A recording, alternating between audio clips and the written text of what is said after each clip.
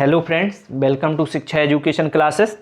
दोस्तों, आज हम जलवायु पर आधारित नेक्स्ट आपके 23 क्वेश्चन हो चुके थे। आज ये लास्ट लेक्चर रहेगा जलवायु पर, मध्य प्रदेश की जलवायु। इसमें हम 20 क्वेश्चन करेंगे और उसके बाद आपका फिर एक नया चैप्टर ऑब्जेक्टिव सीरीज के साथ शुरुआत की जाएगी। यदि आपको ऑब्जेक्टिव सीरीज अच्छी लग रही हो तो भी आप चैनल को सब्सक्राइब कर लें, और ना लग रही हो तो भी कर लें। क्यों कर लें? क्योंकि यदि आपके पास नोटिफिकेशन पहुंचेगा तो आप ज़रूर उसको थोड़ा बहुत देखेंगे, और देखेंगे तो आपके उतने फैक्ट कम से कम मजबूत तो हो ही जाएंगे। आपने पढ़ा भी होगा और रिवीजन भी हो जाएगा, दोनों चीज़ें। चलिए दोस्तों, इसी के साथ आज का पहला क्वेश्चन है। पहला क्वेश्चन दिया है, मध्य प्रदेश का सर्वाधिक वर्षा वाला स्थान किस पठार में अवस्थित है। यहाँ पर हमें पहले ये पता होना चाहिए सर्वाधिक वर्षा होती कहाँ है। तो सर्वाधिक वर्षा होती है आपकी पचमढ़ी में। कहाँ पर है वो? होशंगाबाद में है। किस श्रेणी के अंतर्गत आता है वो? महादेव पर्वत श्रेणी के अंतर्गत। सतपुड़ा मैकल श्रेणी, सतपुड़ा की एक रेंज है। पश्चिम में राजपीपला, बीच में महादेव की पहाड़ी, और ये सतपुड़ा मैकल श्रेणी के अंतर्गत उसका 3 भागों में विभाजन है। ऑप्शन सी यहाँ राइट आंसर हो जाएगा। चलिए दोस्तों, अगला क्वेश्चन देखते फटाफट से। मध्य प्रदेश में शीत ऋतु का समय कब से कब तक होता है? मार्च से जो जून है ये गर्मी का सीजन है, उसके बाद बरसात लगती है। जुलाई से अक्टूबर ये नहीं है। नवंबर से फरवरी ये आपका शीत ऋतु का ही सीजन है। ऑप्शन सी आपका यहाँ पर राइट आंसर हो जाएगा।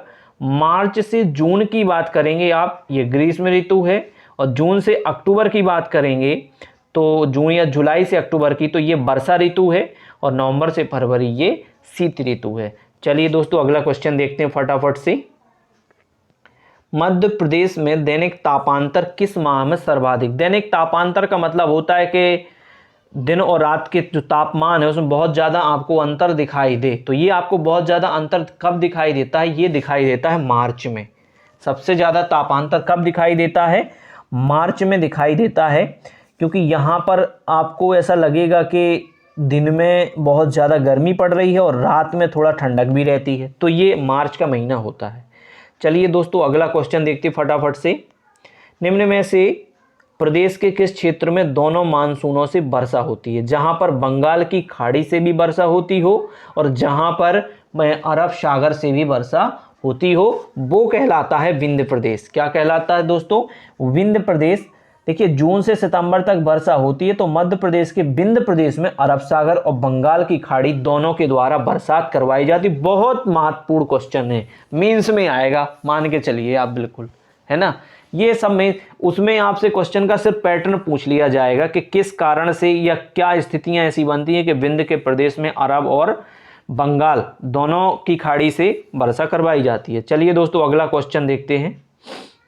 अगला क्वेश्चन है, मध्य प्रदेश के सर्वाधिक वर्षा वाले जिले युग्मों को पहचानना है। तो जो आपके थोड़ा सा पूर्व दिशा में पड़ते हैं, यहाँ पर वर्षा काफ़ी अच्छी होती है। ये हो जाएगा आपका ऑप्शन बेस। आप चेक करेंगे, भिंड में तो कम होती भैया, रतलाम मंदसौर में भी होती है एक एवरेज, लेकिन मंडला बालाघाट में वर्षा अधिक होती है। तो ऑप्शन नंबर बी आपका यहाँ राइट आंसर हो जाएगा। अधिकांश वर्षा दक्षिण, देखो ये पूछा जा सकता है किस मानसून के द्वारा होती है भैया? दक्षिण पश्चिम मानसून के द्वारा होती है। किसके द्वारा? दक्षिण पश्चिम मानसून के द्वारा सर्वाधिक वर्षा आपके राज्य में होती है। और यहाँ जो राइट आंसर हो जाएगा वो है छिंदवाड़ा, बालाघाट, मंडला, यहाँ सर्वाधिक होती है। और ग्वालियर, भिंड, मुरैना, शिवपुरी ये आपके कम वर्षा वाले क्षेत्र हैं। और वैसे भी भिंड में तो 55 सेंटीमीटर ही होती है। मध्य प्रदेश में वार्षिक औसत वर्षा, जो वार्षिक औसत वर्षा वो आपका है 112। कितना है? मैंने आपको 112 बताया। तो ऑप्शन के आधार पर 100 से 125 सेंटीमीटर हम यहाँ पर ले सकते हैं। ठीक, 225 का आप आधा करेंगे औसत, तो यहाँ पर आ जाएगा आपका निकल। ठीक, अगला क्वेश्चन है, मध्य प्रदेश में ऋतु वेधशाला किस स्थान पर है? फटाफट से आप आंसर दें। ऋतुओं का जो विमोचन किया जा रहा है, कहां से किया जा रहा है? व्यावसायिक राजधानी क्या है मध्य प्रदेश की?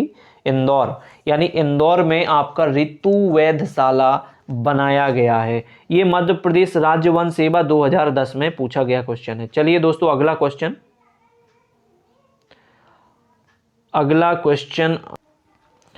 अगला क्वेश्चन है मध्य प्रदेश के किस भाग में अधिक वर्षा होती है? उत्तरी भाग में, दक्षिणी भाग में, पश्चिमी भाग में या पूर्वी भाग में? तो आपकी जो सबसे ज़्यादा वर्षा होती है वो होती है पूर्वी भाग में, है ना।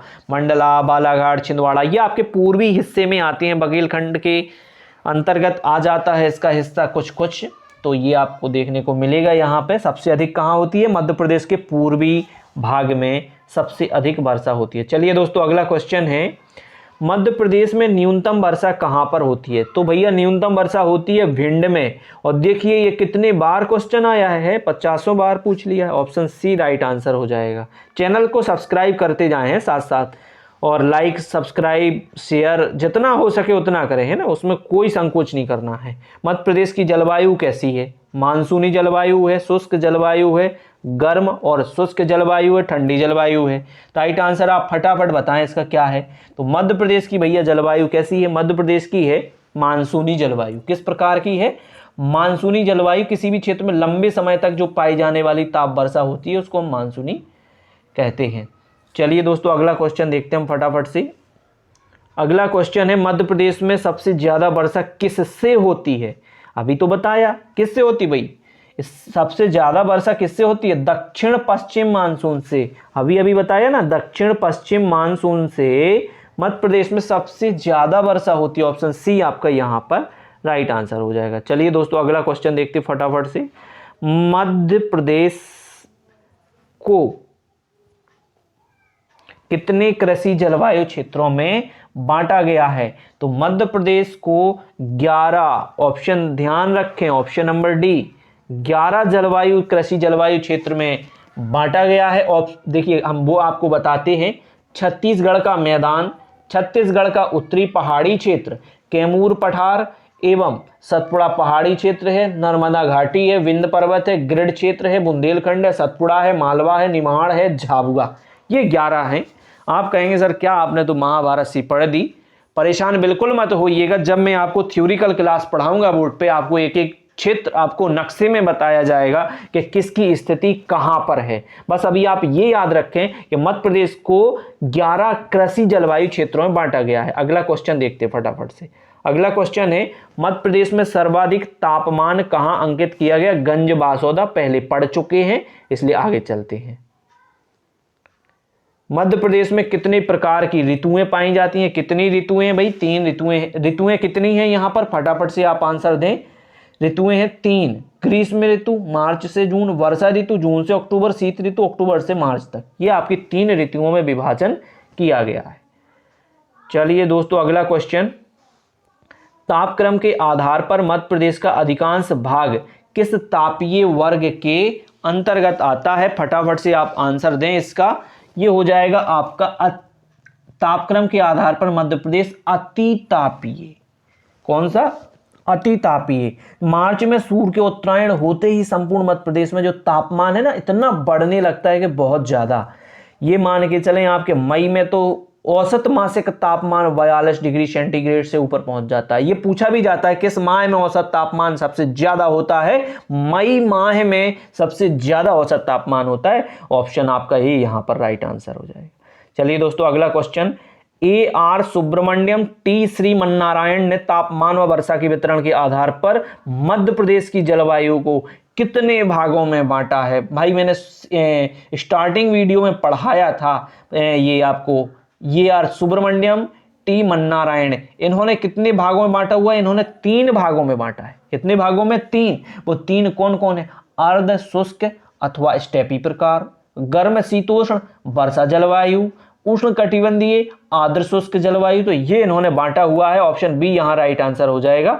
अगला क्वेश्चन देखें फटाफट से, कौन से महीने मध्य प्रदेश की सर्दियां शुरू होती हैं? भाई अभी चर्चा हो रही थी, जो शीत ऋतु है वो अक्टूबर से लेकर मार्च तक चलती है, लेकिन जो यहां पर सर्दियां हैं, ठंडक की बात ही बताई गई है, तो वो तो आपका नवंबर में स्टार्ट होता है। कब स्टार्ट होती है? आप लोग अभी पिछले महीने से आपको रजाई कंबल की आवश्यकता पड़ने लगी होगी, तो ये हो जाएगा आपका नवंबर माह हो जाएगा। चलिए दोस्तों अगला क्वेश्चन देखते हैं फटाफट से। अगला क्वेश्चन जेल प्रेरी 2017 में पूछा गया है, मध्य प्रदेश के निम्नलिखित क्षेत्रों में कौन से क्षेत्र में मानसून के दौरान सबसे कम वर्षा होती है? मानसून के दौरान सबसे कम किस क्षेत्र में, फटाफट से आप आंसर दें इसका भाई, इसका फटाफट आंसर दें। उत्तर पश्चिम। देखिए ये ऊपर वाला जो क्षेत्र है ना, यहाँ कम वर्षा होती है, ठीक, तो ये हो जाएगा। यहाँ राजस्थान में वैसे भी कम होती है और ये उत्तर क्षेत्र, तो उत्तर पश्चिम में सबसे कम वर्षा होती है। ऑप्शन ए यहाँ राइट आंसर हो जाएगा। चलिए दोस्तों अगला क्वेश्चन देखें फटाफट से। अगला क्वेश्चन दिया हुआ है, निम्न में से किस जिले में गांव को क्लाइमेट स्मार्ट विलेज प्रोजेक्ट में सम्मिलित किया गया है? सीधी, सागर, सतना, दमोह। फटाफट आप राइट आंसर दें। राइट आंसर हो जाएगा सतना। किस जिले में गांव को climate smart village project, Satna को शामिल किया गया है भैया। किसको किया गया है? सतना को। 1100 ऐसे क्लाइमेट स्मार्ट विलेज विकसित करने की योजना है जिसका उद्देश्य किसानों को जलवायु परिवर्तन के खतरों से निपटने के लिए तैयार कर दे। जलवायु परिवर्तन का मतलब होता है बाढ़ हो आ जाए, अकाल पड़ जाए, कुछ ऐसी स्थितियों से निपटने के लिए। तो ये आपका सतना राइट आंसर हो जाएगा। चलिए दोस्तों अगला क्वेश्चन देखते हैं, और ये आज का इस चैप्टर का आखिरी क्वेश्चन एमपीएसआई 2017 में पूछा गया है क्वेश्चन। ये राइट आंसर आप बताएं। मध्य प्रदेश में कितने प्रमुख मौसम होते हैं? ऑप्शन नंबर ए आपका राइट आंसर, वर्षा ऋतु, शीत ऋतु, ग्रीष्म ऋतु। वर्षा ऋतु, शीत ऋतु, ग्रीष्म ऋतु, ये याद रखिएगा आप। चलिए दोस्तों इसी के साथ हम मिलेंगे आपको एमपी के अब अगली ऑब्जेक्टिव सीरीज के माध्यम से नए चैप्टर के साथ। तब तक अपना ध्यान रखें अच्छे से और चैनल को सब्सक्राइब जरूर कर लें, ठीक।